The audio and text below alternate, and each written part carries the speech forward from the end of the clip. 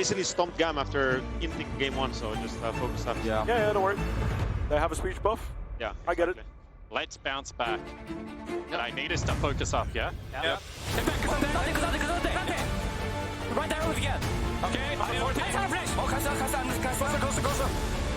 I'm riding enter. I start the flash. I'm going with center side and I side. I'm dog. Hey,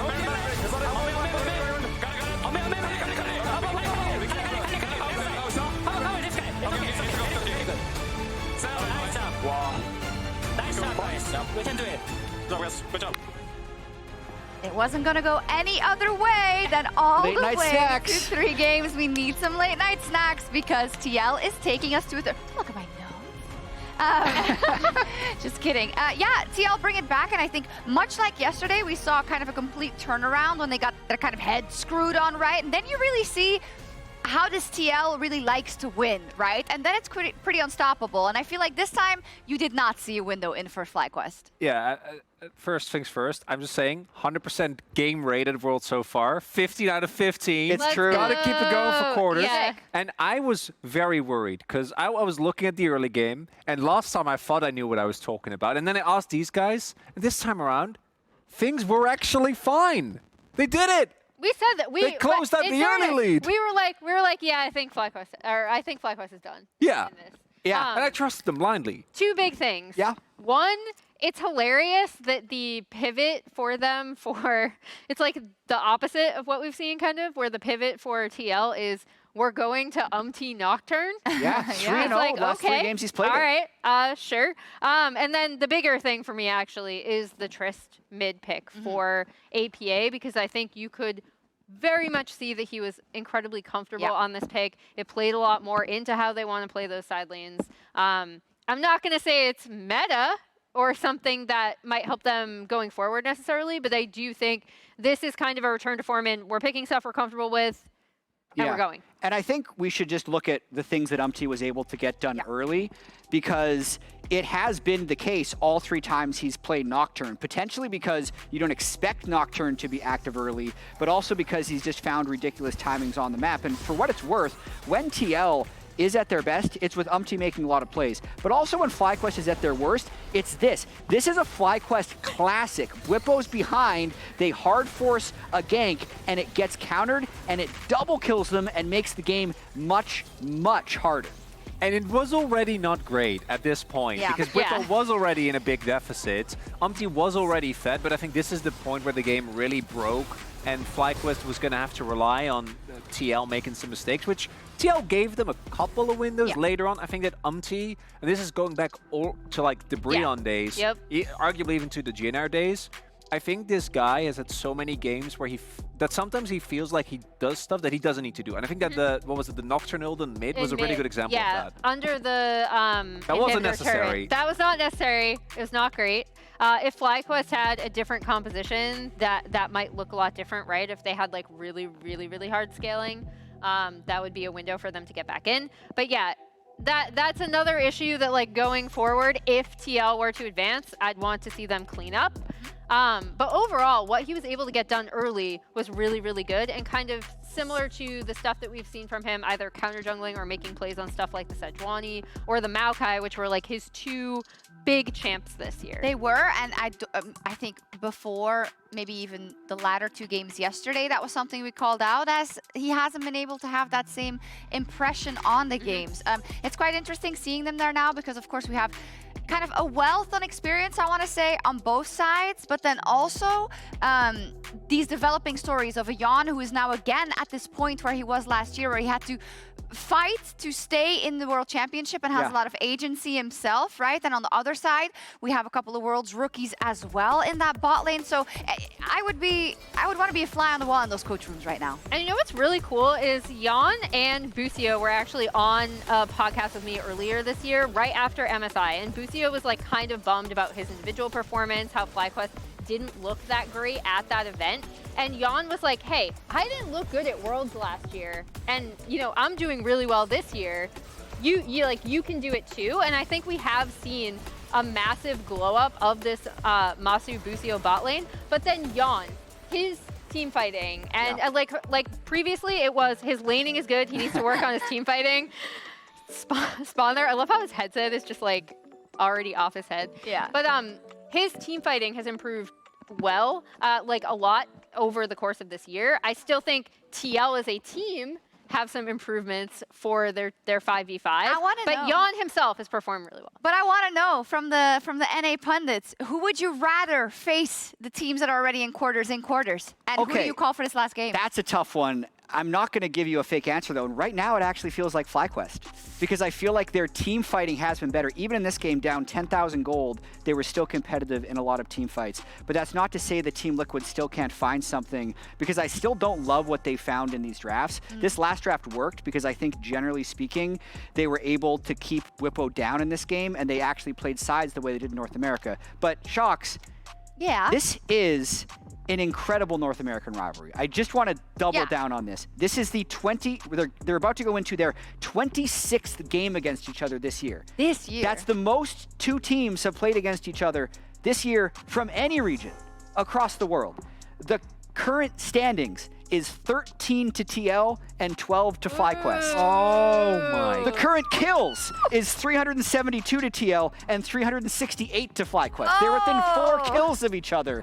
It is absolutely fitting that this goes to the last game. It's awesome. I mean, I'm jealous of how close you have these two teams in your region They the whole push year. each other. Yeah, they push really each other. And I also love, like, they also don't hold back in interviews. They fire shots. They genuinely want to see the other team lose, right? And that makes a lot of sense. But especially now when it is, I want to be LCS's hope going into those quarterfinals. I deserve it more, and I'm going to fight for it. You can even hear it, I think, in the comms. Like, the amount of pressure, and obviously, you know, with the initial setup, we're having some fun with this, but the pressure that is on these players and how much it matters for them to get this final win, especially when, I imagine, if you're either of these two teams, this has got to feel like it's one of the most attainable paths for you to make. FlyQuest is on blue. Call it. 3, 2, 1, Maurits? I'm going tail. 3, 2, 1? FlyQuest. I'll stick with my original prediction. I'll go FlyQuest. All right, 2 FlyQuest, 1 Team Liquid. Let's head into our last game and find out our very last team going into the quarterfinals. Let's find out who's gonna do it. Team Liquid have showed up with powerful early games, more so even in the second game than the first, but FlyQuest's mid-game coordination, their team play, if they don't get set super far behind, has also shown some real bright points. And FlyQuest are on blue side now. Yep. So blue side has determined a lot. As Jet said, this very long series, if we consider the entire year, 13 to 12 going the distance. So honestly, as funny as it is, if like best of 27? Yeah, if FlyQuest win though, we actually are going to have another series somehow, like for fun to break it, because then they'll be tied again. Well, I guess we'll just have to send both the quarters, so let's have to make that sacrifice. New rule, okay. I guess I'm willing to make that sacrifice. We'll send them both, okay. Okay, everybody here gets a vote. I say yes. Yep. That's it passes. Okay, cool. Okay, cool. All right, send them through. The vote passes, but unfortunately, we are not on the council, so only one of these teams will be able to go forward. FlyQuest back on the blue, Team Liquid back on the red. One last game to determine who is North America's last hope and who is watching from the couch for the rest of Worlds 2024. The Nico and the Ziggs remain banned by FlyQuest, targeting APA, while the Renekton and Ivern are banned again by Team Liquid. Two things I'm very curious about here. You know, if the priority on enchanters continues for Busio, obviously with Lulu game 1, Senna game 2, and also if FlyQuest push more towards a late game comp like they had in game number 1, or if they're going to index more towards early like they did in game number 2, because even from behind in game number 2, they were competitive in a lot of those fights down 10k. You have to feel like, hey, if we just picked a little bit more scaling, played the game a little bit more slowly, we're kind of just outplaying Team Liquid in the 5v5s. Also, the dare of the top lane champions, I feel like was kind of broken in the last one, where Impact's Rumble was massive. Very good. You know, FlyQuest keep on like taking away the Cassante, really feeling like Impact, has the biggest, change on the game with that champion. But Impact flashing the Rumble there before he goes for the first pick for his team as well, kind of reminding him who the biggest gold lead in that game actually was. The most important pick probably in the last few series, okay, had been the Nocturne for UmTi. This is a deviation. Of course, you know, we saw him win out there versus Scam with it, but making a slight deviation here, which makes me think they are going to go the Yone or, you know, some of these melee solo laners. Maybe just Rumble. That would be so crazy if they now waited this whole time to now throw down it. Yeah. But I definitely expect some melee solo laners to be able to proc the passive. I guess I was just surprised to see it locked in first, since your opponents have already shown their jungler. It's not like there's any contest on the Sejuani. There isn't, but I think that they want to look towards things that are going to be, you know, additional counter picks. They're playing on red side, so I think they're going to take Rumble because they feel it could be a contested pick potentially and taken away after he performed that well. And then you can still look on 3 here to have an answer to a bot lane pick, or if they pick mid, then you can have a mid lane counter pick. It is going to be Galio Yone that they throw down. I'm expecting this is going to be Bwipo playing at top. We saw Broken Blade bring it out and get a solo kill in this matchup at Worlds. Really popped off on it. And now the question is, what can you draft to really absorb the engage? This is the kind of comp that I feel like a Swain or something fits so well into when they hard commit to dive like this. Is he gonna? Kled! He locked it! So God. Okay. APA started as a Kled main in mid. Is he actually throwing it down here? Elimination game of Worlds? That's locked, right? Yeah, That is locked. locked, That's baby! So this is something that I even mentioned it last game. So when you look towards his solo queue, people always talked about, this guy's a Ziggs 1 trick, an Asol 2 trick when he came in. You look at his solo queue, he is spamming Pantheon and he is spamming Kled. Those were the champions that he was really known for in solo queue. And this is a guy who actually finished at the top of Champions queue when that was going on in NA. He is a grinder and he takes this moment to be able to bring it out. This is crazy. How many times have we talked up this story and it not come through? You know, always throwing it out there, talking about on podcasts, talking about it in game series, setting up for APA, and yet he chooses this moment here, elimination match, to actually go into a Yone Galio. See if he can do it versus, if he can fish for the Galio matchup, that's key. So then the other thing here is that the Galio is very good counter to the Rumble, but very bad into a Kled. And so there's going to be a lot of mind games around AP and Impact trying to find the correct lane matchups here because they really want the Kled to go into the Galio. Yeah, I mean, this is going to be really, really interesting. This, if I am correct, and I'm pretty sure that I am, International plus LCS combined is only his second ever game of a Melee champion. His first one was this playoffs when he played Nasus. It was a win. So even though he plays a lot of these champions in solo queue, playing it in pro is a different beast. And this is only the second time in his LCS and international career that he'll have brought out a Melee champion. He has played them in Academy, but that is really throwing down in a high pressure moment here. And Kled, I have played a lot of this champion. This is just about as feast or famine as you get in League of Legends. You must slam the early game or you are going to be useless. And our lovely producers and stats people behind the scenes have just provided us with the information. This is the first Kled at Worlds since 2021. It has been 3 years since we've seen the champion. I also love the fact that they wait until FlyQuest finally sort of breaks this Aurora Yone truce that the teams had been practicing for the first couple of games in the series. They slam the Yone, and Team Liquid's response is this. And I mean, Kled is a very strong matchup into Yone in the early phases of the game. The question is, can you punish enough in that mid lane? It's not an extended long top lane where you can freeze the wave on him and look for all-ins. It's a lot more difficult. Can you get that massive edge that you'll need to not just have the Yone massively outscale you and dominate the 5v5? Or like I said before, does he even go into the mid lane? Because they could look for, you know, lane swaps that are mid and top lane swaps. Yeah. It's definitely possible, not guaranteed or anything, but it also reveals why they invested in the first pick Sejuani, because Kled is insane with Sejuani. They were baiting the Yone. Whether or not it's the right decision, they were baiting the Yone. All right, so we're talking about this Kled a lot. It's a huge pick, it's a big deal, but at the same time, I want to go back and answer a couple of questions that we had in our minds before we saw anything from the draft. Busio will be back on Engage here in this final game. He did play the Lulu, then the Senna. Now we're back on pretty much the Engage champ of the tournament in Rell. It's Massu on the Xayah to be able to peel for himself, while Skarner and Yone and the Galio are diving into the Team Liquid lines. Exactly. It can be very difficult, as Kled trying to get into the back lines here, especially against a Xayah, because if Galio gets super tanky, Galio's just going to sit there, and when you pop ulti, he's just going to walk forward with taunt up and absorb that with the damage reduction and be able to just stop that ulti from coming on through. It gets so hard for Kled to then get into that back line. If you get dismounted too early in a team fight, it is very difficult to be able to get that remount, especially against CC heavy teams. So it's going to be interesting to see how they play this out. Are they going to try to attack through side lanes, look to overload a side lane, and just look for lane ganks? Because that's something that Kled can be very successful with, just diving a tower. Jungler doesn't have to come in behind them. You just run straight at them with the Kled ult. We have seen FlyQuest versus Team Liquid 25 times this year. Give me 26. On the 26th time, we get a Kled. That is crazy. Like, I am actually blown away that he is putting their entire year on the line with the Kled.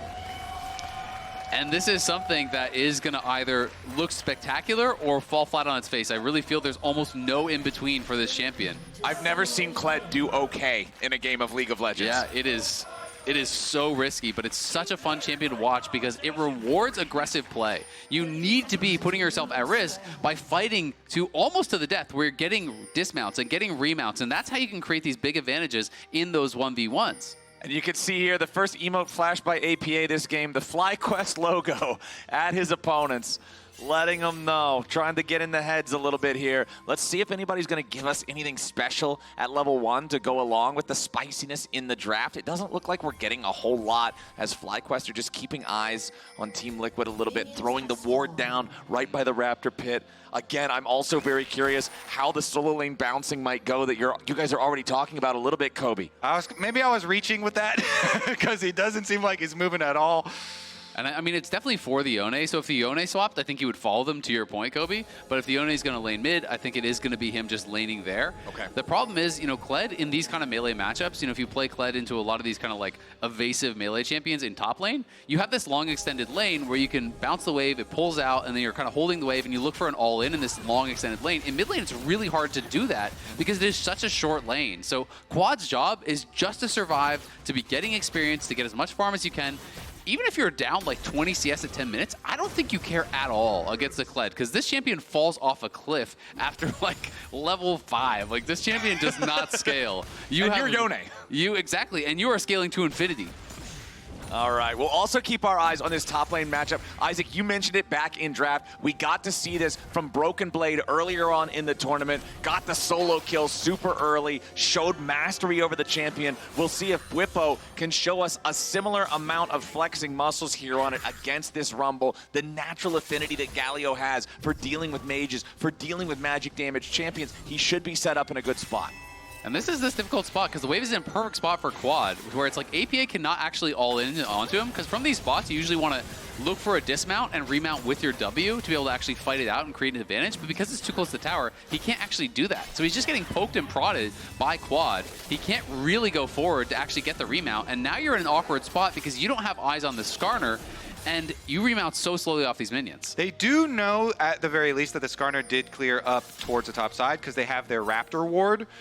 So he could hover down to the bottom, but using his dismounted form right now to outrange those Qs from Quad. And really, it's got to be the call on support roams. When you have melee volatile matchups, which basically all of Kled's matchups are very volatile, then you're always trying to keep track of the support roams, and Busio is the first one to head on up here. Yeah, exactly. Busio comes up, and he just has to take his base. He realizes he's in such an awkward spot. It's a TP back with just that long sword and a pink ward. So APA already in a rough spot here early on, I feel like.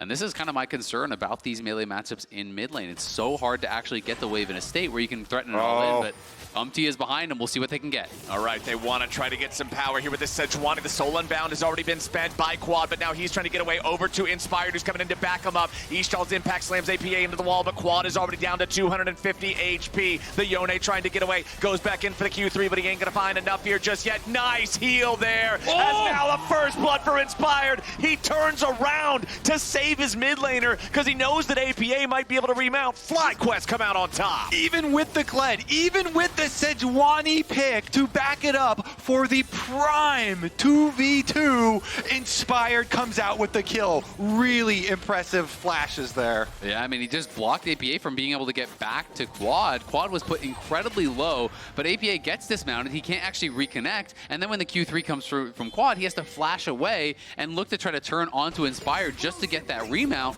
which, yes, he does, because there is that E coming through from Sejuani that buys him a little bit of time, but on the other side, UmTi is just dying, and that is a disaster, it feels like, already down 1K 4.5 minutes in.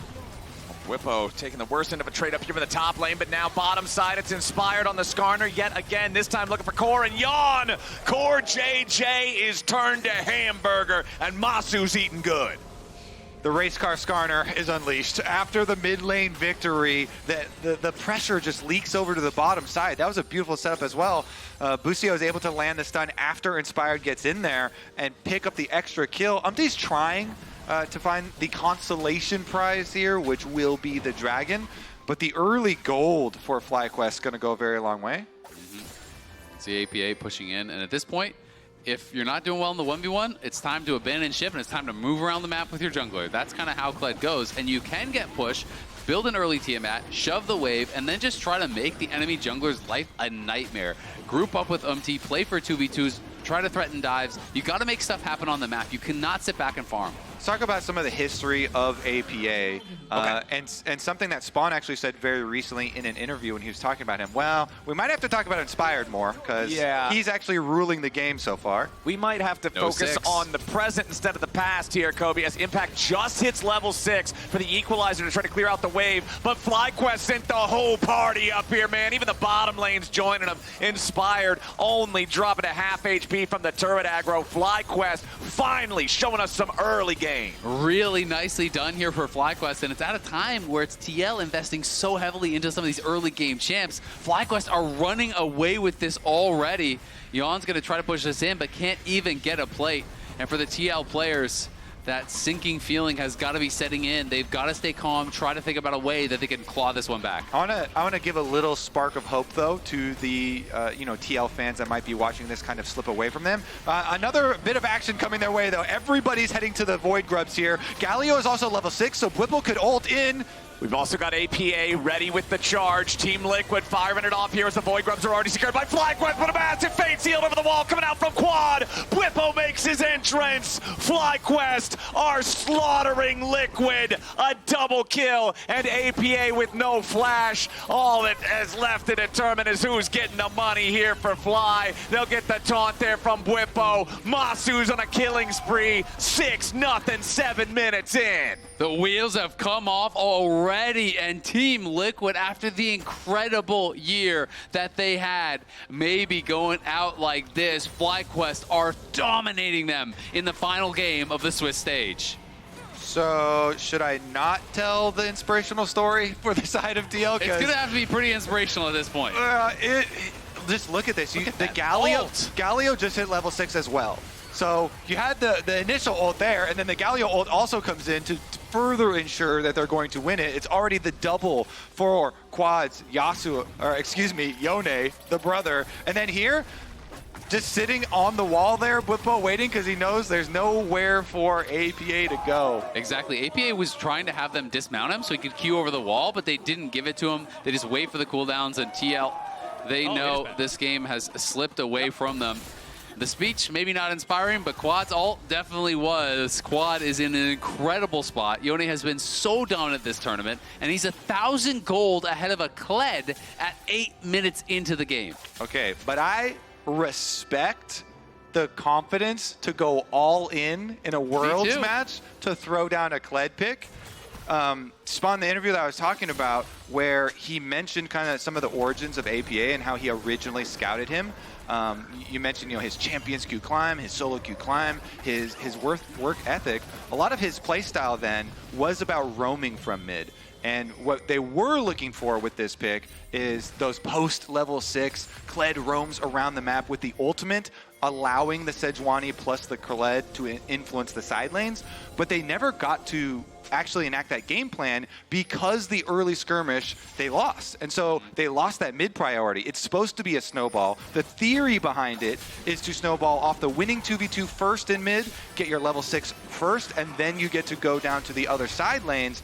But they never got to that point, and that's why it looks like this. When you're winning 2v2 mid, misses out on that kill by just a sliver of HP, and you fall behind, the snowball immediately turns the other direction. More than a 3,000 gold lead for FlyQuest now as Team Liquid tries to bring more men into the top lane. But look at the wards. They spotted him already walking across it. Now the sweepers come out, but FlyQuest already is well aware, and I think TL knows they must have been spotted somewhere because of how quickly they did back off. At this point for TL, all they can really do is try to overload one side, but they're already getting picked pot. Yeah, Bwipo immediately with a Justice Punch into the taunt. Inspired can use the Impale to bring Impact so far away. There's no chance of escape for the Rumble. All he does is shoot the Equalizer to try to thin the wave, reduce what FlyQuest can gain, but FlyQuest is up 7-0. Yeah, I mean, you draft a mid jungle to try and get control of side lanes, but Inspired is the one who won the fight in mid, and then he's the one constantly roaming bottom lane, making plays for FlyQuest. And they seem to have this one 7-0 at 10 minutes, truly under control. Remember back when we reached the end of regular split in summer 2024 in the LCS, first team All-Pro was 4 Team Liquid players, with Inspired being the only non-Team Liquid player to make first team. And he's showing everybody why in this early game, in game number 3. And he stated his goal is to be the best in the West. The best in the LCS, definitely in his sights and within the grasp here of FlyQuest. Let's see how they finish it out, though. Of course, Team Liquid will continue to try and make some surprise side lane plays and try and play off the synergies that they do have. They've got a very strong possibility of diving. You do need to overload with a lot of people, but they've got a Kaisa to try and back it up too. Here comes Impact on the Rumble. All right, Bwipo staring down the barrel of 4v1. Goes for the taunt, finds it onto APA, flashing back underneath the turret, goes for the Justice Punch again, trying to keep himself alive, but the lockup is too much. Team Liquid, 11 minutes into the game, find their first kill, but it's at great cost. The second set of grubs, along with the tier 1 turret, the first turret of the game in the top lane, going back to FlyQuest. Exactly, and it's solo gold for Massu up on that top side. He is ridiculously fed. He's 2,000 gold ahead when he's down farm over Yeon. That is a monster Xayah that they're going to have to deal with, and they lose all the camps on top side, and they lose all of the grubs as well. That's Rookie of the Year, Massu, to you. Rich man on campus. It's actually so heartwarming, the stories here for FlyQuest members, especially their 2 carries of Quad and Massu, which how much they have grown with this team. And now on the precipice here to move towards quarterfinals. Of course, job is definitely not done. Team Liquid fans, I regret to inform you, Quad now has both Berserker's Greaves and Blade of the Ruined King. The Yone is fully online. APA with his Brutalizer and Tiamat, not quite with that first full completed item. No boots whatsoever here for the Kled either. As long as he's mounted, he is still pretty fast. He has one of the higher base move speeds in the game. But as soon as you knock him off that Lizard, he is not going anywhere, man. FlyQuest, 5,000 gold ahead as a team. You already mentioned the plus 2,000 lead for Massu individually. This is a damn near impossible early game for Team Liquid. And this is the really tough thing about Kled, is Kled has to fight his way out of dangerous situations. You can't really retreat. When you dismount, if you're running away, you get less move speed. You have to move towards your opponents to get that bonus move speed. It's all about, being able to constantly scrap. And when you're this far down, it's just so hard to do. But TL, gonna look for Bwipo. I just don't even think they have the damage to kill him. No, not with just CoreJJ and Impact. I don't see how you're going to get through this guy. He's got Hollow Radiance fully completed. He's kind of immune to these 2. Yeah, I mean, you got to try, right? They know they're in a horrible spot, but we'll see if it happens. All right, taunt onto Impact there. Bwipo with a snap trade. Bwipo takes no damage, and there's not really an opportunity for TL to do anything unless they bring down somebody else. Now, Yeon is showing up with Killer Instinct. The Kaisa does have enough firepower to deal with this guy, but Inspired now ready to also join. Ishtal impact through the wall, and it's a TP coming in for FlyQuest, looking to make it an even 3v3. Bwipo disengages, and Inspired has the impale onto Impact, who has to try to flash away, but the fade sealed from Quad hits the mark. FlyQuest 1-0 in the 3v3. TL try and bring extra members, but FlyQuest respond. The play took way too long. There's no surprise factor, and APA on the Kled has completed his Profane Hydra. The burst damage is there, but it's just so late in the game. Probably not going to get to see it shine. I mean, even though they didn't have a lot of vision on that bot side, they can just intuit where they are because they have all this vision on the top side to tell them, no one's up here farming the camps, no one's up here making a play. Well, guess where they could be? They're going to be looking for Bwipo, and that's why they're down there to support. Quad now the target for UmTi and APA, who goes in with a teleport, but it's just so easy. Quad using the Soul Unbound to threaten UmTi, force him back, knowing that he can then snap back to his original position. He's got Inspired next to him. Quad gets out easy peasy. Yeah, nice stuff from Quad. He has really been on point, giving over the Yasuo into his hands, giving over the Skarner into Inspired's hands, and now kind of giving the map over, but got his Justice Punch off. Nice buffer there from Bwipo as APA. This is what we were talking about, Xayah. Trying to get away when you're dismounted is very difficult, but it looks like he might just succeed at it. Inspired without enough damage to finish off the kill here, and Busio and Bwipo are a little bit too late to the battle to try to clean it up. Yeah, and the entire map is basically forfeit now for Team Liquid. Close your eyes, TL fans. Yeah, don't look at that. Okay. That's not the kind of blue they're looking to see. It's all FlyQuest all day.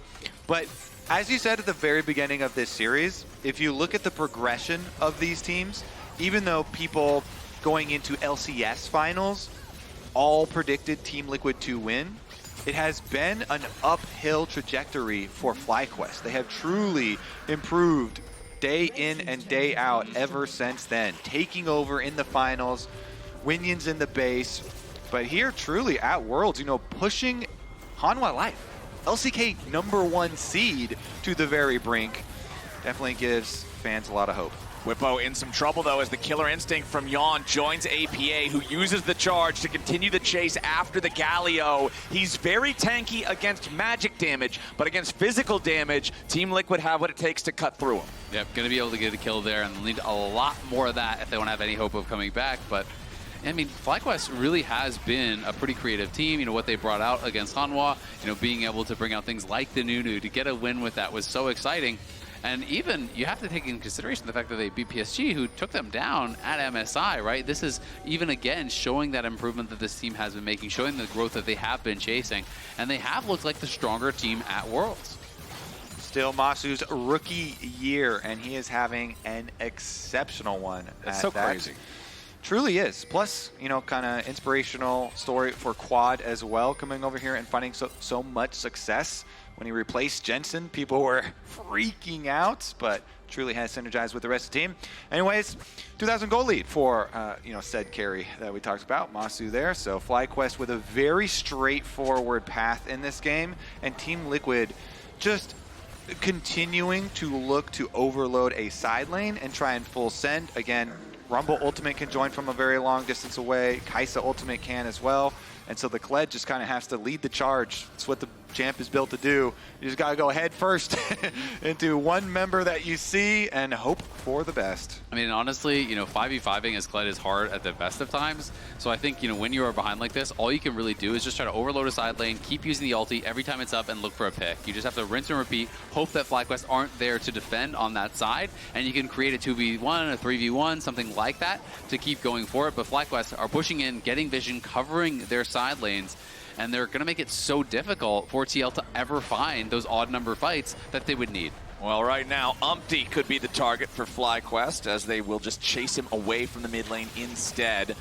The issue for FlyQuest right now is there's just nothing to really fight over. They've got 4,500 gold over their opponents. 5,500 gold, actually. I miscounted out. I can't read, I guess. Yeah, that's an issue. I feel like there's a lot of issues. There's a lot of it. Okay, all right. Continue on the list. You got me on that one, though. Okay, so yeah, you got 5,500 gold lead, but there's nothing that Team Liquid is willing to step out of their comfort area to try to contest right now. But here in about 2 minutes, we will have the next Drake. Here in a minute and a half, we have Baron. We'll see if FlyQuest can get Team Liquid to come try to answer their challenge. Yeah, and honestly, with how fed Massu is, the Baron would go down very, very quickly. So would be tough. I do think FlyQuest are going to play towards this dragon, then potentially start looking over towards that Baron side, take over vision in the enemy jungle, really start to threaten those Baron takes, force TL to come in, look for picks. I don't think they're necessarily needing to actually start it up because their comp scales incredibly well, but they want to put that pressure on. Uh-oh. Oh man, UmTi caught in his own jungle as Busio and Inspired were ready and waiting, and Massu's got more than enough firepower to guarantee they get what they came for. Now with a man advantage for the next 25 seconds, FlyQuest will use that to knock down the tier 2 turret here in the mid lane. They were already gonna do it, but they might as well just use the Herald. They'll summon it up here, and this might be, hold on, can they do the secret? Okay, never mind.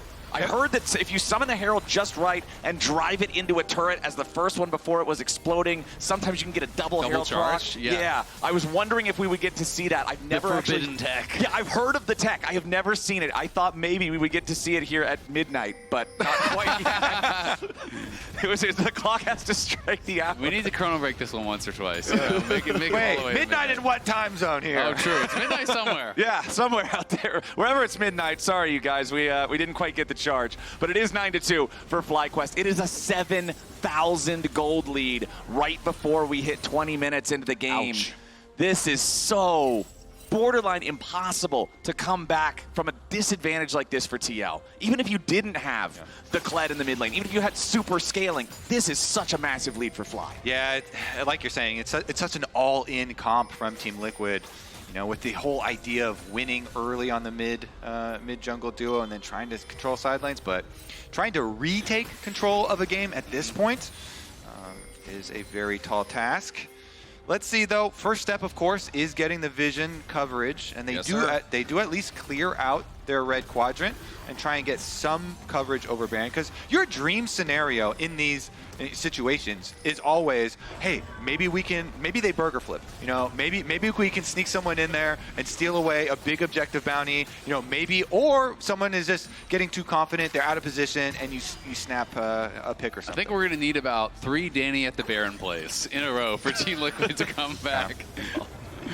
Well, we've got a catch in the enemy jungle here for FlyQuest as UmTi loses 1/3 of his HP. Inspired wanted to join Bwipo, but a little bit too slow to catch out the Team Liquid jungler there. However, FlyQuest continue maintaining absolute control over the enemy jungle. The next Drake is spawned. They will get that for free. They will steal away the enemy blue at the same time. Yeah, because you're trying to look at the item breakpoints and say, oh, you know, maybe when you get Rage Blade on Xayah, but by the time Yeon gets his Rage Blade, you know, there's going to be already Infinity Edge, triple item spike for Massu on the Xayah, and so it just becomes so difficult. And no, you got out. FlyQuest. Let's see the control in finishing this game out. That's what everybody is looking at. And you can see their line of vision here, just all the way across the river. They're putting down all of these pink wards. They have the full control of that area. And now it's going to be about moving that vision line up, trying to get into the enemy jungle, taking over control, covering the push in the side lanes, and just really extending that sphere of control further and further and further ahead so that TL are forced to face check, forced into a position where they really are in a no-win spot. And it's so easy for Quad to just safely push up these waves. You've got the extra AoE on auto attacks from the Stride Breaker. Set your soul unbound 20 feet behind you. Go up, spam clear the wave, snap back. Okay, they've got the Rage Blade for Yeon, and they ran into a bunch of control wards, so hard to full send there. I can feel you amping up there. Like, okay, we gotta check. I gotta be honest. Kobe's a glass half full kind of guy. I gotta be honest. I just wanted to see some action, boys. That's fair. That's fair. We have been moving pretty slowly here after FlyQuest built their initial lead, and they do have control over that top side river now, but Team Liquid is around the area. And the reason it has been so slow, of course, is because FlyQuest stopped TL's game plan right at the beginning of the game.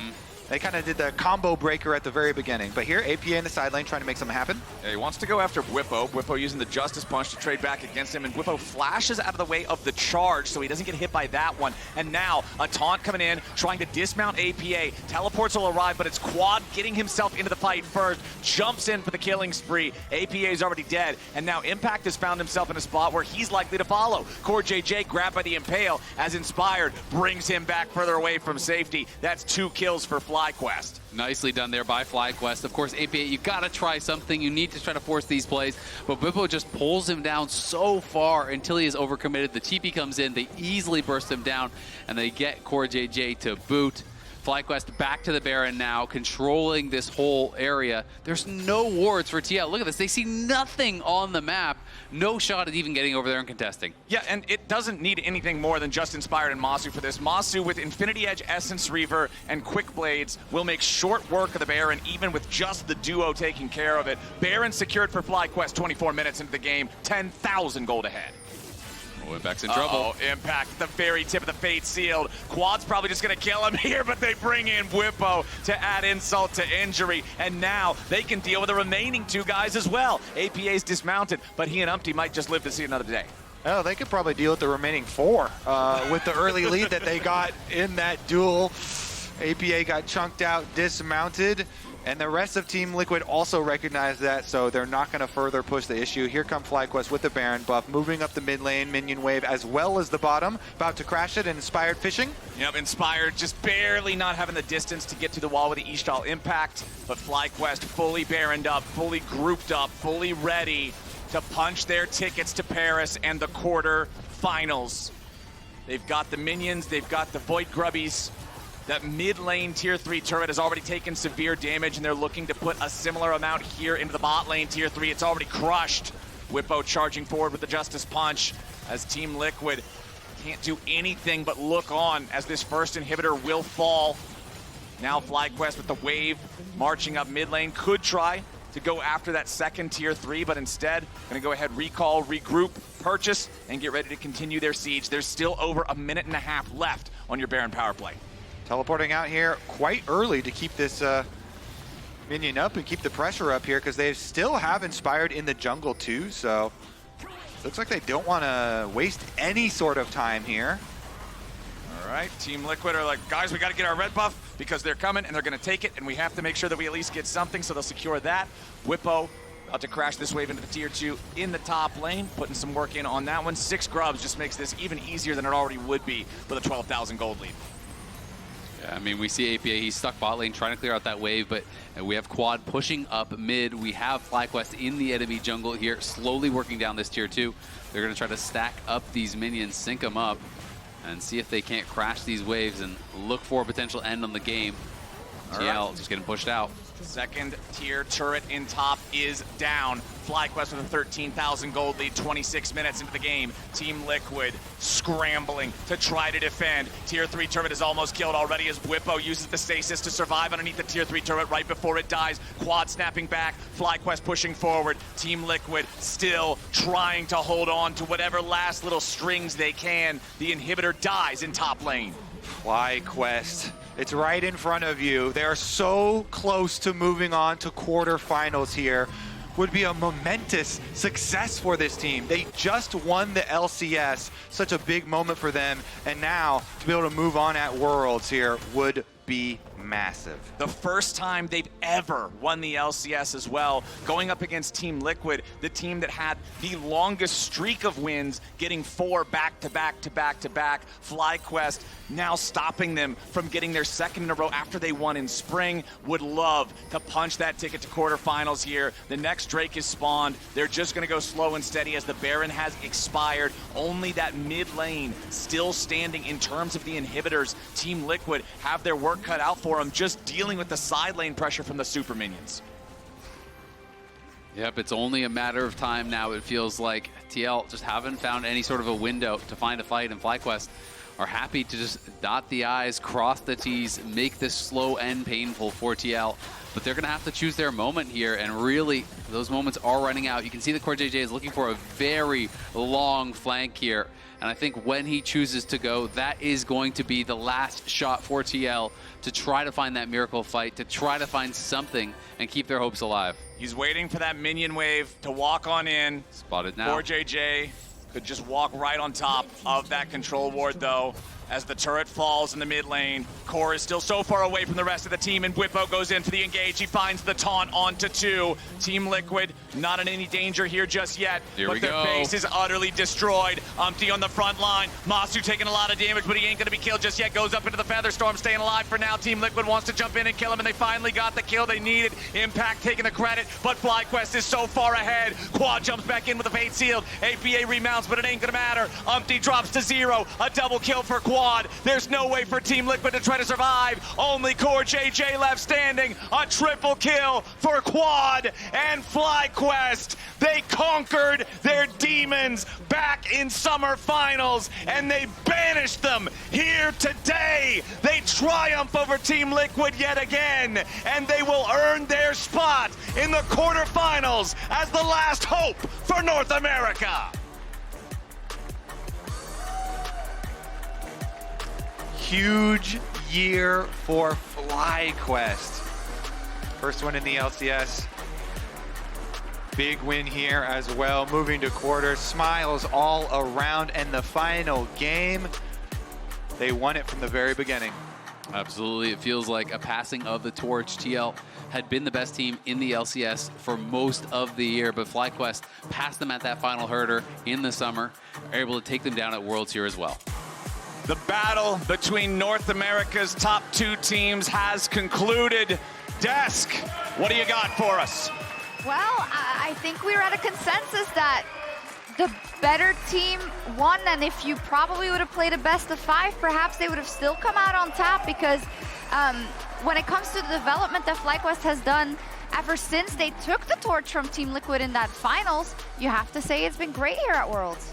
Yeah, I mean, FlyQuest and TL, again, they have both pushed each other to get into this position. And I think it's just right now, FlyQuest have a much better read on what they want to do in the current Worlds meta. And I, weirdly enough, just got hit by a wave of sadness.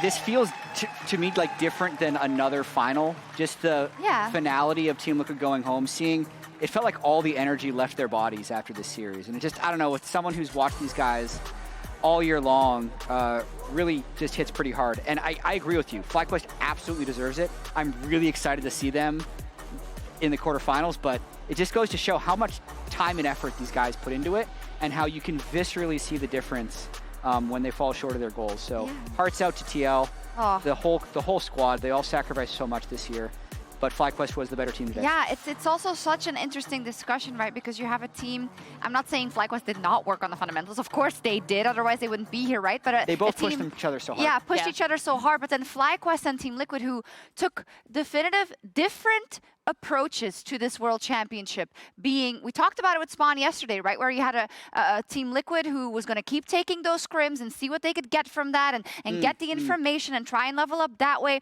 And you had a FlyQuest who said, nah, we're actually going to follow what we think is right. Yeah. And we saw it versus HLE, and I will forever praise them for that series despite not winning it. And that also gives me hope for them going into the best of 5s, because we've said it time and time again, right? Doing what you perceive as is the correct idea that you feel so comfortable with. Cherry on top if it has a Nunu in it as well, or a special pick that can push people off kilter. I love seeing it. Not the Kled though. Yeah, well, Yeah. Maybe next time. Very, very good response there, Emily, because I agree. The Kled was always going to be a gamble, and to me, I don't want to look at this TL draft and go, that this could have never worked. But it definitely could not have worked after the early mid-jungle 2v2. Yeah. And sometimes games can come down, and I feel like we talk so much about draft, so much of it comes down to gameplay, but the further we get into the tournament, the more I feel very confident that not being able to play Yone, and we saw this earlier at the top of the day as well, where it was a really big problem for Showmaker, not being able to play Yone the way that Quad just did is a really big detriment to making it further into this tournament. Yeah, and that's what I mean by FlyQuest just look much more comfortable and much more confident with their players in the current meta. I think they were able to transition from the AD mid world very easily into this. You saw it in that last draft, right? He did. We are going to talk to Inspired right now. Laura's standing by with him in the Verizon post-game interview. And welcome back to the stage as FlyQuest will be the last team joining Paris for quarterfinals, and I have Inspired with me to talk about this one. Thank you so much for joining me. No problem. Congrats. How does this one feel? Because you beat them in finals, but this time you finished it yourself. You didn't let the minions finish the game, so how does it feel? Yeah, the minions were not needed this time. All right. I think we improved a little bit as a team through the whole tournament, comparing to what we were showing in the LCS finals. And I mean, overall about the game, I'm happy we won. I was expecting that we're gonna win, but it doesn't feel as rewarding because we honestly didn't really beat a single Asian team in the series. But I loved the draw, so Yeah. I'm happy we'll make it to quarters, and we'll try our best there. All right. I mean, at least there was one Western team liking the draw, so you got to take all the luck you can get, Inspired, because it hasn't been easy, and I know that there's been a lot of discussion around the draw, the luck that you can get, but ultimately you fought to get there, and you're going to be at quarterfinals, so I feel like it's mostly about the improvements that you get made as a team. What are the biggest improvements for FlyQuest over the course of your run? I feel like we're just getting experience, especially in the bot lane. I think during the whole year and during the playoffs in the LCS, we were really shaky with our performance, and right now it feels like our bot lane is getting to know how the very important games look like, because Massu is a rookie ADC, Alan Busio didn't really play on big stages yet, so I think we are just gaining experience there, and overall just understanding each other a little bit more and more with the time passing. Are you helping them on that front? Because you have a lot of experience, Bwipo as well, so I'm wondering, are you helping the kids getting used to this? Of course, that's kind of my job, so. Perfect. Well, tell me a bit more about this. What are you sharing words of guidance, reviewing some stuff with them maybe? I mean, we are reviewing all of us, me and Bwipo and the coaches, we are working really close with the bot lane through the whole year pretty much, and you can clearly see their improvement. I think they're very talented, and they are playing better and better with every day, pretty much. All right, Inspired, focusing on the next stage. You're the last Western team we have at Worlds this year, so no pressure, but everything is on you right now. So I want you to maybe address the camera if you want to say something to the Western fans, looking forward to the next stage, or maybe thanking them for the support they bring you guys. I mean, I know that pretty much every EU fan will be really salty because G2 did really great against BLG today, and we just got to play against Team Liquid to make it. So I would love to have a game against G2, but the draw happened how it happened. So we are going to do our best, and hopefully we will represent West well, and we'll try to give our best. Yeah. Well, thank you for still being here. And thank you for a great interview, Inspired. See you in Paris next week, and congrats on making quarterfinals. And that's all for us here on this side of the stage. We'll be right back for the draw in just a couple minutes. Stay tuned. Coming to us. Thank you. We will rally behind you, Inspired. We haven't forgotten you. And yeah, a huge congratulations to FlyQuest and to Busio as well, who is joining us. I don't know if you caught it because you guys were chatting, but Inspired was giving the development of his bot lane a lot of props, especially kind of throughout summer, but also coming here to Worlds. Do you feel the same? Do you feel like you have really taken steps forward in that regard? And do you feel up to snuff versus the bot lanes that are coming in the quarterfinals? Yeah, I mean, for sure, just screaming Worlds teams and just playing the competition makes the level way higher. So we just naturally get better, and we've had a lot of improvement over this Worlds. And I think me and Massu can take care of the stronger bot lanes. I mean, we were doing good in the HLE series, so. Great. Nice. I'm confident. How do you feel about because I remember talking to you and Yeon actually on a Pros episode where he was actually telling you, he's like, I know you guys had a rough MSI because you're like, oh man, didn't do well with MSI. I hope to do better at Worlds if we make it. How would you feel like your development compares from them to now in terms of your performance? Big development, you know, just a big one. MSI was rough, and just like Yeon's second tournament, he said he did way better, and I think I'm doing way better in my second tournament. Nice. Yeah. Yeah, it's kind of crazy because I remember Papa Smithy tweeting after you guys won the trophy about how he had a really long call with you, and this was years ago already, about kind of, would you consider going to support? And now you're doing from the support position something that many LCS pro has tried to do, and you succeed. And yeah, the BS about the draw, you can only beat the teams that are in front of you is how I see that, right? Do you kind of realize what big of an achievement you have made and what a risk you had taken back then that is paying off so tremendously right now? Yeah, I mean, it's pretty crazy. Like, I would not think I'd be in the quarterfinals. Obviously, we got lucky, but I think we are playing well as a team, and I think I've improved a lot. So yeah, I'm satisfied. Not yet satisfied, but not yet. Happy. Oh man, it's cool to see. But hey, I gotta say, like and Jad, I think you share this sentiment because I asked right before the last game, who do you feel would be the best representative to send to the quarterfinals? And you said FlyQuest. Do you want to explain why? Well, so this is my read, is that you guys have a commitment to your playstyle. I like the stuff you cooked up in the HLE series, but I also feel like your team fighting and like your mid-fight mechanics are really strong right now. Like you, Massu, Quad are really holding their own in all these team fights. Like the amount of fights that you guys have won from like 5,000 or 6,000 gold down is as high, if not higher, than anyone else in the tournament. Now, we need to stop being 5,000 or 6,000 gold down. But your team fighting has been really awesome. I'm just wondering like what your confidence level is going to be like going into the quarterfinals in this next draw. Are you going to be down 5K? No. Not planned. And if we are, it's okay. Because Inspired will tell us to scale, and he knows on what items we fight on. And as you said, like we're confident in our team fighting. Yeah. But our early game macro with all the swaps and stuff is pretty decent, so I don't think we'll be 5K down, hopefully. Here's hoping. The Oppo player of the series is Quad, that we just want to say. The draw is coming, by the way. They're just setting it up. But yeah, congratulations to him. I mean, he had APA's asshole series. I'm sorry. Yes, it was his number. It was what I heard. Yeah, exactly. This is a tough one for me to follow up on, but I think Quad's development, even if you look back, it's something that I really want to give credit to FlyQuest, the org as a whole, right? Not just the LCS team, but also the Challenger team, because this was a player that was in the LCK for like 2-3 weeks last year when he was playing on Nongshim, and the development between then and now. Like, I want to give all the credit to the work that you guys have been doing because it is very clearly paying off.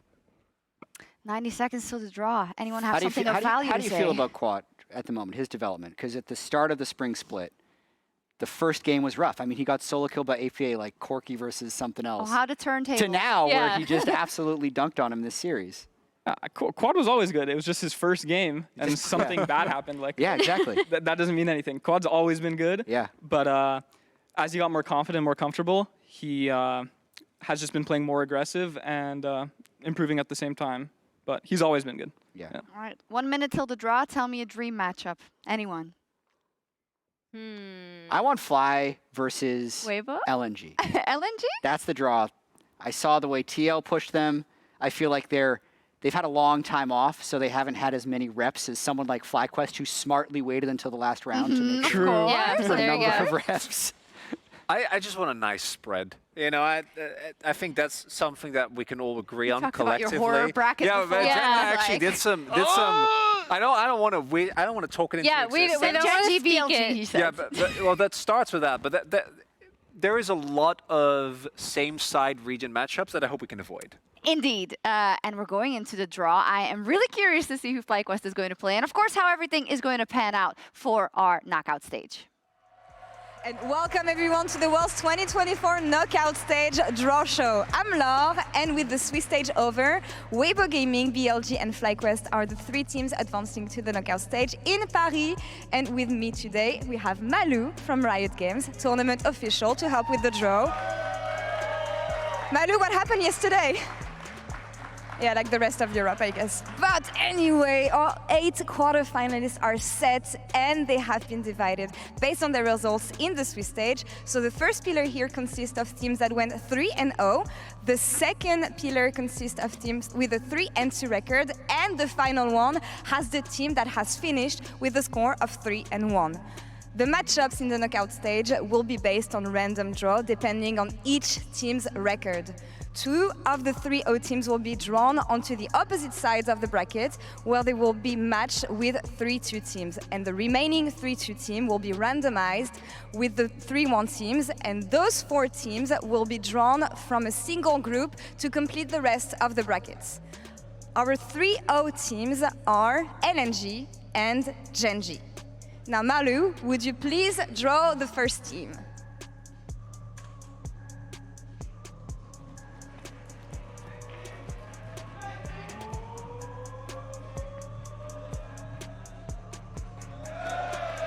LNG. All right, now the second team, please.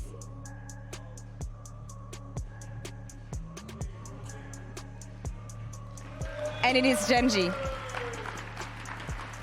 And now we're going to go to the opposite side of the bracket, who will be from our 3 and 2 teams, Bwipo Gaming, BLG, and FlyQuest.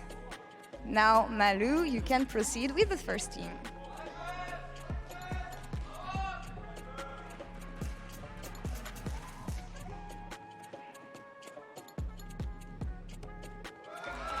Bwipo Gaming. And they will play LNG. Now Malu for the second team.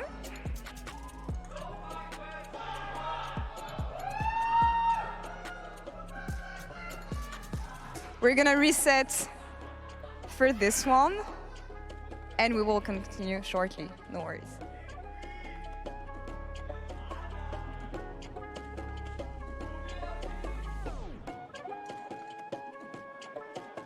Are we good? All right, Malu. You can draw an opponent for Genji now.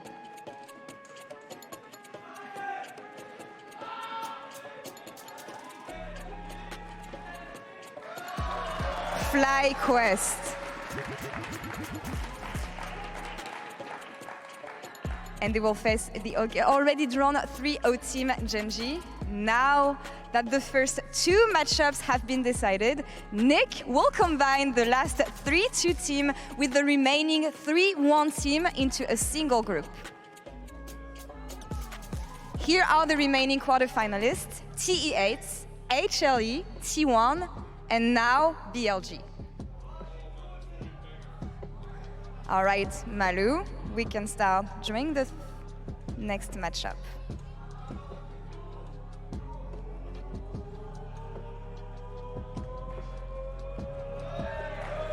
It is Hanwha Life Esports.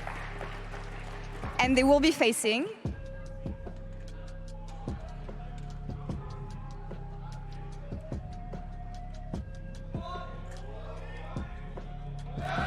BLG.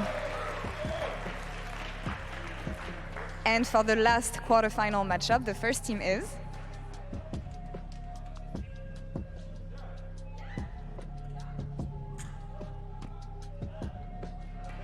Top Esports. And they will be playing against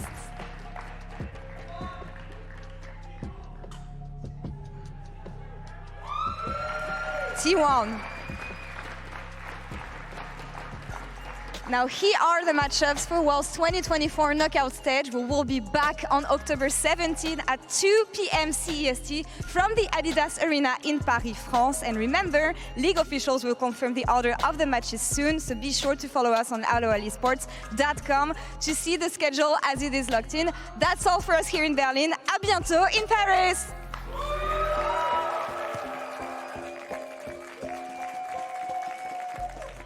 Thank you, Malu. You made a short, you came back for a bit. We needed you yesterday. And what you also did is you drew FlyQuest into Genji. You killed Jet. Yeah. Jet's gone. Oh He's my dead. God. Who's excited to see Bwipo LNG I mean, they again? were due. FlyQuest was due. To be fair, it's like, yeah, they were, I think that makes sense. Because of the, well, actually, no, if TL would have made it, I feel like they would have been due Genji. But FlyQuest actually had They took a hard game opponents. off HLE. They played well against Yeah. D+. They did. They can take a game off of Genji. There we go. That's where my expectations That's the are set. spirit. That's the spirit. Yeah. At least you have a team in quarters, okay? Yeah, Shocks. Let's go. At least I have a team. Let's go. All right, anyways. tough. What do we think? Can we get the bracket up to full bracket? Because I do want to talk about this. Yeah. Like how it falls Yeah. out in terms of how we're going to get the best League of Legends, basically. Pretty good. Yeah. Right? Like, I actually do think, I think looking at this initially, like both the Humble Life BLG and the TES T1 series, I think is where your attention are going to be drawn. But the fact that they're on opposite sides of the brackets, I think is pretty big. Yeah. Yeah, and I mean, I think this is a really, again, a big game for BLG. I'm still not super confident in them, and I think HLE are looking really, really good. TES versus T1 is a banger. I can't wait for that. And then I'd like to sell some people on LNG Weibo just because I feel like these two teams have still changed a lot. When we saw them face each other in the regional qualifier, it was right after Weibo had played in the finals against BLG. So that's one of those series that you kind of don't take as heavily in terms of what it's going to reflect for these teams. So it's been a while since we saw LNG, and a lot has changed since their initial meta adaptation, which I did think was really interesting. So now having to go up against a Weibo who's had a little bit more time on this patch on stage is going to be really interesting Miracle for me Run incoming. as an LPL enjoyer. Yeah. I mean, it's a pretty darn balanced bracket. That's right. Like, the fact that we have the two MSI finalists on different sides with Gen.G, BLG, the #1 seeds from both regions going into the tournament are playing in round 1, which is pretty crazy, HLA, BLG, but that's just because of Swiss performance, so it makes sense. Well, not only that, like, the Hanwha Life top side left Gen.G, I think, in large part. That the reason Gen.G broke up was because of what BLG did to them last year in quarters. Yeah. Like that Peanut and Doran facing off against. It's actually a pretty good bracket. It's a pretty good bracket. That's a fire matchup. Yeah. It's HLE is going to have to pull a T1. Yeah. They want to. It's crazy. We do have a couple of more interviews to get to because we, of course, said goodbye to 2 of our Western teams today. We're going to start with the interview that Laure recorded earlier with G2's coach Dylan in the Verizon postgame interview.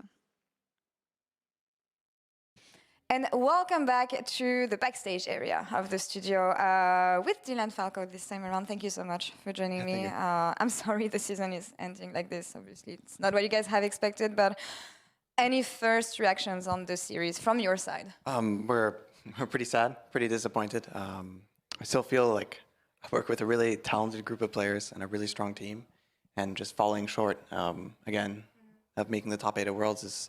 It just sucks, and I think we showed a lot of good gameplay this Worlds, but I'm sure if we were a bit better, we would have made it. So, do you think it's just a matter of being better at League of Legends and not maybe I don't know. I know it's a difficult question, but maybe working on outside of the game aspects with the team. And I know it's really hard because it's just super fresh, but maybe it's not just League of Legends because we saw that when you guys are at your max, then you're unstoppable. No, ultimately, I think we do a great amount of work both in and out of the game to try and be the strongest team in the West or the strongest team in Europe.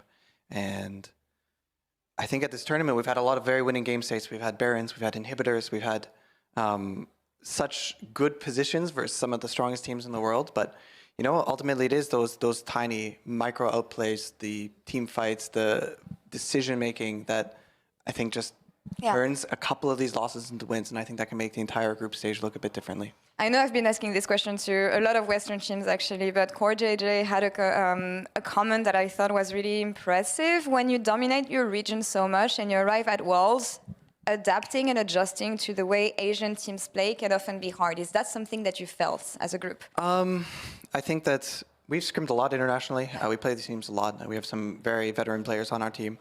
So I don't think of that as much. I think this year's meta, at least, was very dynamic. There's like so many crazy flex picks and aggressive picks that go in with like the Nocturne and the Aurora and all this sort of stuff. So that definitely was a big challenge, but I think we came up with some cool solutions for sure.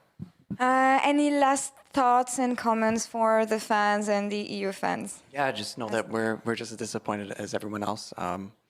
Even if we didn't make it out, we still think we're probably one of the best teams in the world. But ultimately, if we can't close the winning situations and we fall a bit short, and that's how it goes, okay? Dylan, thank you so much for coming today, and thank you for this season. See you next year. Shox, over to you. Absolutely. Thank you for this season. A lot of learnings.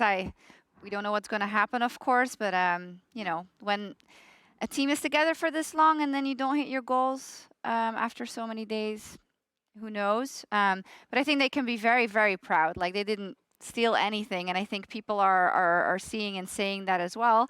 A tremendous performance that just wasn't, they didn't have the percentages to close out the games that they had to, and that's what it comes down to.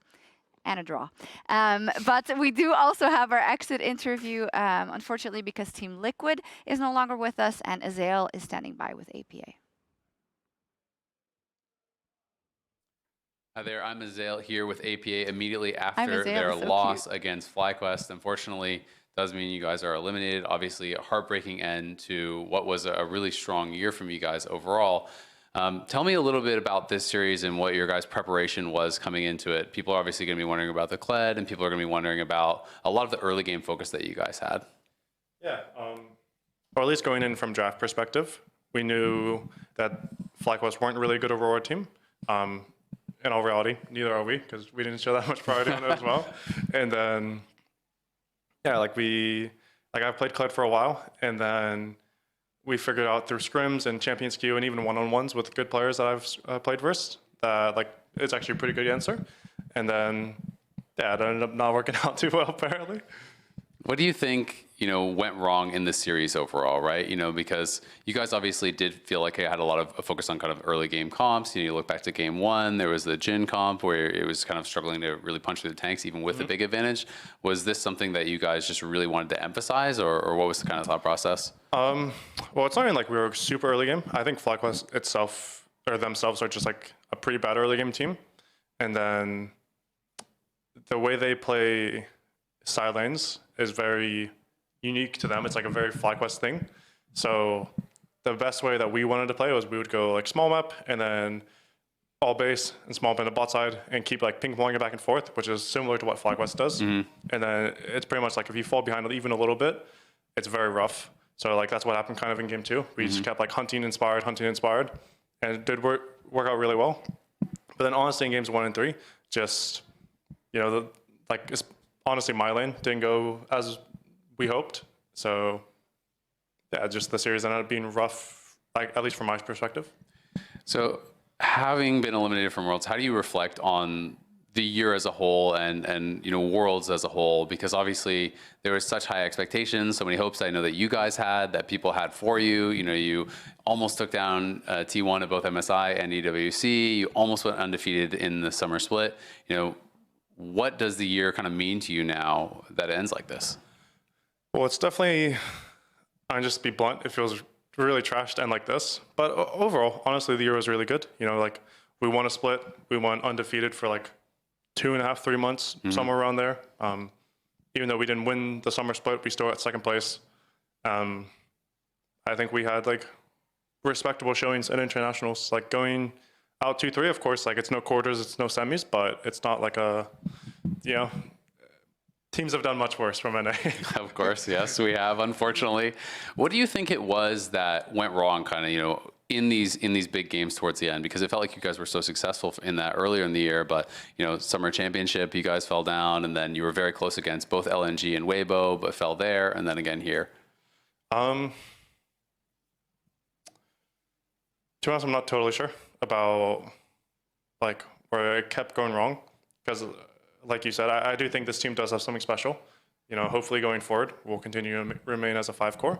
So like, you know, I think we had a successful year so far. Could be much better, of course, but I think we'll, especially me, but I think the entire team will just take this, you know, generally just take this in stride and remember this feeling to improve for next year.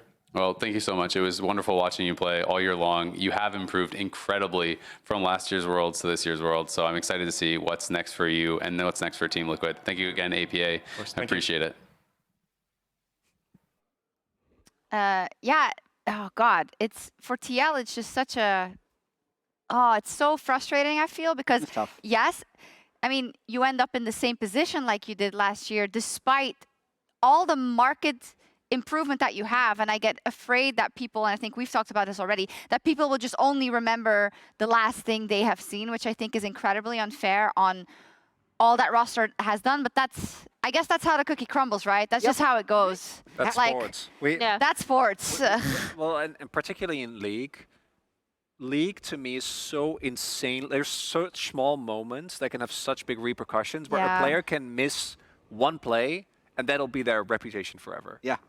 It's rough. It's a tough game. Like any League player professionally, I think, is facing an uphill battle in that regard. Do you want to add something? Tough finish. It's a tough finish for TL. I just know how many hours they put in. Yeah. Like, this team triple blocked a lot of the year. They triple blocked the whole time that they were here. They took very few breaks. They went to MSI, they went to Worlds, they went to EWC, they went to both finals in spring and summer, won one of them. They grinded the entire year. And you could see them deflate when they lost to FlyQuest. So, I mean, I think they did a good job this year. To APA's point, they wanted to do a better job. Yeah. So they're going to be very disappointed. I see so many similarities to G2, I have to say it, right? Because what you say about grinding that whole year and putting in the work, but it's one game where you have to push that percentage, and sometimes you do it and sometimes you don't, and that is sports. And that does conclude the Swiss stage of Worlds 2024 in Berlin.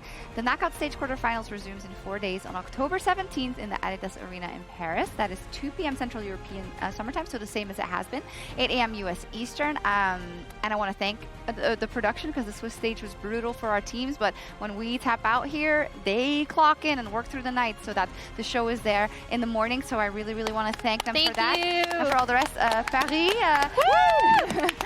Paris, la France, j'espère que vous êtes prêtes. On arrive avec le championnat du monde et on se verra à Paris. Bye bye.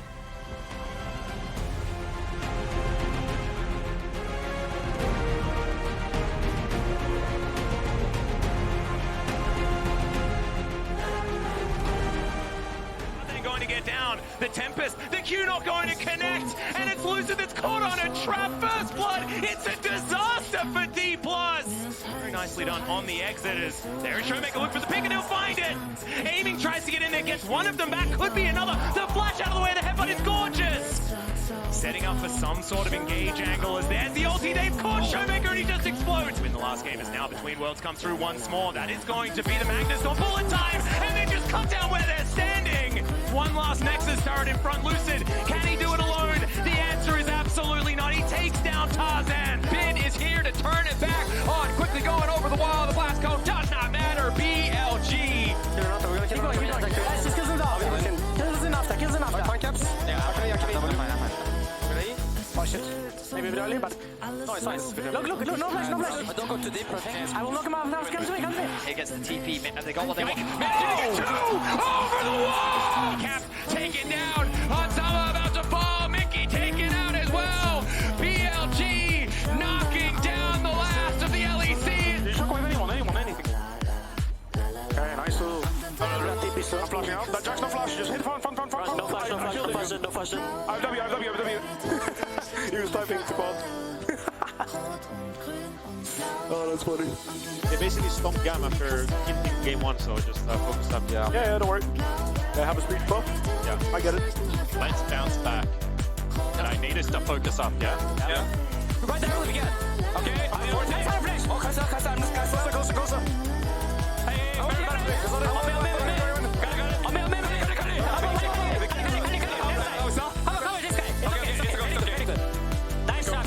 We can do it. I have spawn soon. I have spell soon, okay? E. W soon. Yeah. We're going to fire, baby. Nice, guys. We're going to quarters, baby. Nice, guys. Nice job, team. Nice draw. Beat NA team and go to quarters them all. This is what you want.